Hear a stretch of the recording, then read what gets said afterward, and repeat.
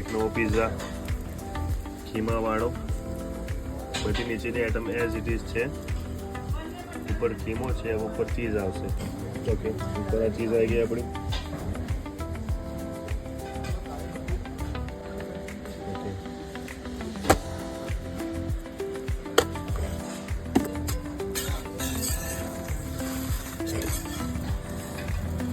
હા, અલગ પિઝા બનાવે છે આપણે, અને પેલા પિઝા કરતો થોડો હેવી પિઝા છે આપણો અહીંયા.